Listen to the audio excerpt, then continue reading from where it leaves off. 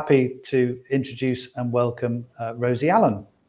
Rosie is the Public Transport Policy Lead for Green Alliance, an independent think tank and charity that since 1979 has been working to accelerate action and create transformative policy for a green and prosperous UK. Rosie has authored reports on modal shift and improvements to the bus network and is here today to provide insights on a very thorny issue, getting more people to use their own car less. Thanks, Rosie. Over to you. Hi, thank you. Thanks for that kind introduction. Thanks for having me here to talk today. Yes, as mentioned, I'm going to give that kind of national level overview angle, and I'm particularly thinking about transport emissions here. And so, as described, Green Alliance is an environmental think tank. And so my perspective is really, how can we engage with politicians to make sure that we have that national policy ambition and meet our environmental targets over the next few years? And particularly, how can we do that in transport? There's a bit of background in this next slide, please. And so, not only is transport currently the UK's most emitting sector in terms of greenhouse gases, it's also the furthest off track in having credible policy plans in place to meet its environmental targets. So we have, at Green Alliance, have a cross-sector policy tracker that we call. This output here is a graph from that policy tracker, and what it's showing is basically the big angry red stripy bit at the top is that in terms of meeting Carbon Budget 5, which will run until 2032, there's currently 37% of the emissions reductions that we need to meet that target don't have any credible policy in place to have made that change by then. And so there's a big gap when it comes to transport in terms of plans for how we get the emissions reductions that we need to see.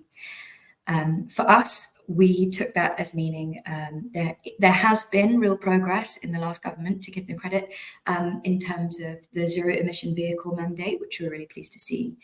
Though there was some rollback on that phase-out date for internal combustion engine vehicles. But so it means that we will see more and more new car sales as that phases in, becoming electric vehicle, and that will be mandated. However, even with that ambitious uptake of electric vehicles, we still really need to see a lot of what we call modal shift, and that's a policy wonky term, which basically just means taking more journeys, not by car. It doesn't mean never using a car or never owning a car, but it does just mean having attractive, alternative, sustainable transport modes that we can use instead. And so that's the project that we call modal shift. Though we built on some previous work that Green Alliance did, which showed that even with the predicted uptake of electric vehicles in the UK, we're still going to need to see between a 20 and 27% reduction in car miles driven by 2030. And so that's a significant scale of the challenge, considering people are currently projected to drive more, not less. Next slide, please. So what we wanted to do is look from a policy perspective, what levers can you pull that makes it less appealing to take a car for every journey because it's so convenient, and more appealing to take another alternative sustainable transport mode? And so to do that, we roped in a computer scientist from Cardiff University, Dr. Crispin Cooper, to design us this economic model. And so what that does is it shows you a suite of policies that encourage people to drive less and take other modes more, including making bus fares cheaper, making rail fares cheaper, and having more buses and rails on the network. And then it will tell you how much carbon you save, how many less car miles will be driven, and from that, we can see really the combination of these smaller levers, how that would impact how people travel every day in the UK. And you can break this down by region and by local authority. And so next slide, please. Thank you.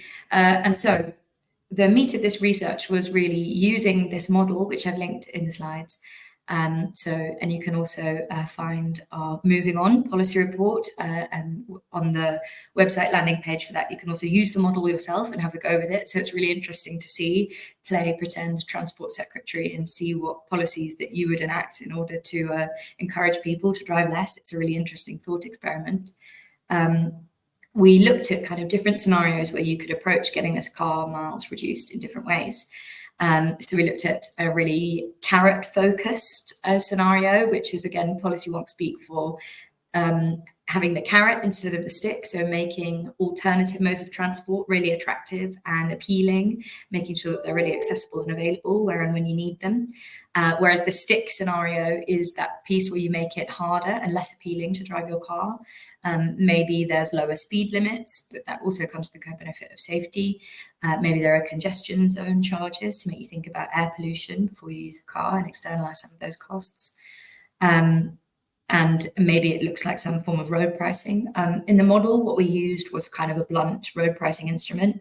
In reality, I think what we would be more likely to see is some element of per mile charging that's phased in, perhaps initially with zero emission vehicles, though this is up for debate. There's lots of different thoughts in the sector about how you'd approach this. But as the more electric vehicles take over the vehicle fleet in the UK, of course, they won't be paying the same fuel duty, and that will be a big gap for the Treasury in the future. And so road pricing is something that's going to need to be considered in the coming years as we see more and more electric vehicles on the roads, or else it's going to be a big revenue gap. And so perhaps it seems most equitable that electric vehicles would start to pay this kind of per mile charge rather than a fuel duty, and we can have this kind of gradual change to the transport tax system through that. There's also an urban focused approach, which really was, there are several levers in the economic model that we made where you can focus certain policy levers towards urban or rural places. So for example, when you're looking at speed limits, you can lower speed limits more in an urban place compared to a rural place. Because that's kind of to acknowledge this equity point of, in rural places there are often less good sustainable alternative, for example, public transport routes. And so if you're going to come in with some of those stick measures of making driving less appealing, it's important that rural people don't face the brunt of that challenge first, or perhaps there's some kind of gradation where in urban locations where there is more alternatives and more choice, there's more opportunity to do things like lower speed limits and some of those more like discouraging measures. We also therefore looked at a rural focused scenario, and what we found was just a really expensive way to go about things because there is so much less choice in rural areas at the moment, and so putting on those routes in those places is expensive, but that's the reality that we're currently facing on that kind of rural urban trade-off. But it's also where there are less people, and so it depends whether you want to focus on getting the most effective emissions reductions by targeting where most people are, or whether you want to make sure that everyone in the country has equal access to public transport. Those are some of the trade-offs to be considered there with that urban-rural scenarios.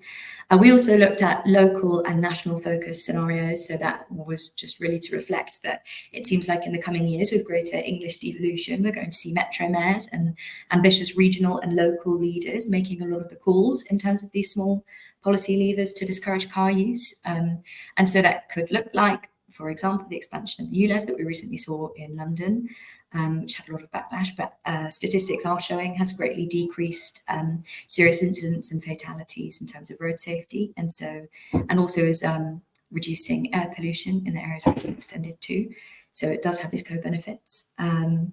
And it really will be seen in the next few years how many of these solutions will be tackled at a national level, things like road pricing, versus those kind of local and regional leaders will make some of those calls. And often that makes sense for those people to be the decision makers in power. Often kind of local knowledge about how people can use public transport or their cars in the area where people live is beneficial if you're designing something like a congestion charge. And then we finally landed on this balance scenario, which you can see here. And I've already talked about some of the levers involved in this balance scenario, but just digging down. So we did talk about that road pricing piece. And as I say, this is a fairly blunt instrument in this model to kind of illustrate the point and illustrate the kind of revenue carbon emissions reductions trade-off that you get if you're thinking at this from a Treasury perspective or from a driver perspective. We looked at road speeds, and as I talked about, this can be broken down by urban and rural speed reductions. And this is just the average speed that would be driven on the road, rather than necessarily what the speed limits would be lowered to everywhere. And so there's some nuance in that. We looked at congestion charges. Again, we made sure that these were urban focused because of that equity point that I talked about earlier. And then we also had a look at public transport fare reductions. I think that this is a really important piece. We've since followed up some more research on bus improvements that can be made in the UK. And I think that just having affordable bus fares is something that's so essential if we're going to talk seriously about reducing the amount of car miles that we drive in the UK. And we're currently doing some research on rail and the role that that can play in the modal shift transition as well. Teleworking, we also looked at this kind of working from home, how that might influence the amount of car miles that people are driving. And so that's an interesting point to consider in the panel next about embedding lower carbon commuting into organisations, how working from home can play into that. And car occupancy, that's another one, thinking about car clubs and kind of carpooling services, informal or whether through kind of organised apps and schemes. That's another really interesting lever that can affect how many car miles are being driven. Obviously, you reduce your car miles if there are more people per car. And we also looked a bit at e-bike uptake. And so that's kind of these e-cargo bikes. We had that as really urban focused because that's where we've seen the biggest growth in those kind of vehicles taking off, particularly in London. So it will be interesting to see whether the uptake of that matches our prediction over the next few years. And we also increased cycling by 20%, although because cycling often replaces some of those shorter journeys, it has less emissions reduction potential than you might imagine it would. But obviously, it's just so worthwhile in terms of that public health benefit, in terms of air pollution. There's loads of other reasons why cycling is a really important part of reducing emissions from car journeys. But it does tend to just target some of those shorter routes, but still a really important part of the suite of policy levers that we've been looking at here. And so that's the whistle-stop tour through all the policy levers that we had. Next slide, please. And so then thinking more broadly about what government policy we need to see going into the future in terms of transport and decarbonisation. As I mentioned, we've done some further research on changes that could be made to the bus service and how bus services can inform a really important part of just forming that attractive alternative to car travel, you know, having more buses that are available where you need them, when you need them, so that you can choose to take them instead of driving your car. We also are currently researching the rail industry and how that can change in the future. Obviously, we're looking at the formation of Great British Rail, and we can see what kind of levers that might enable being pulled in order to get more people getting on trains and leaving the car at home for more journeys as well. And more generally, we need to see improved infrastructure for walking, wheeling and cycling.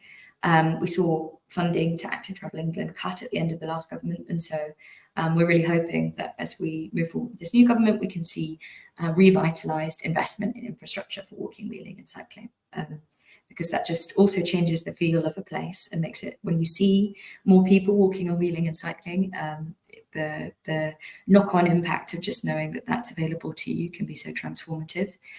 And then also more broadly, we're working on filling the big policy tracker transport gap with a suite of policies. So that looks like encouraging more rail freight, kind of modal shift in that regard, and this modal shift piece, but also a whole mixture of things, upping the ambition of the ZEV mandate, among a whole suite of policies that we can look at. So we're really taking a sector-wide view in some of our upcoming work, if you're interested in following up.